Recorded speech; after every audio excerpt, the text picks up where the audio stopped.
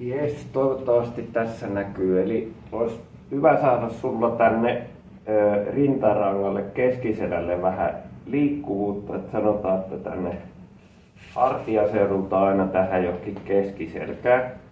Varsinkin liikettä tonne taaksepäin.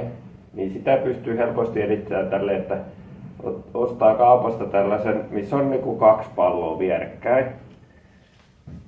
Ja voit tehdä tätä aina, kun tuntuu vähän kireältä täällä selällä tai haluat tehdä, niin käyt vaan maahan makaan, pistät ton maahan ja sitten pistetään selkä tähän keskelle, että se tulee niinku molemmin puolin noi pallot sitä selkärankaa ja sitten tästä kaarat tonne maata kohti taaksepäin. Voit ottaa kädet tähän niskan taakse, sitten me voidaan rullata tonne päin tai sitten tänne takaspäin. Niin mä lähden tästä vaikka tekee liikettä näin ja sitten mä voin ottaa tonne suuntaan kanssa, että se pallo vähän liikkuu tossa.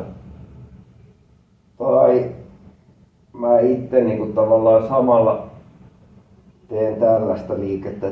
Toinen vaihtoehto, mene johonkin kohtaan, liikutaan se pallo. Sitten mä kaarran tänne taaksepäin. Sitten mä kaarran tänne eteenpäin. Taas mä vähän liikutan sitä palloa. Kädet tuohon niskan taakse. Kaarran tänne taaksepäin. On ihan rentona. Kaarran tänne eteenpäin. Aina voi hakea sitten joku uuden kohdan. Taaksepäin.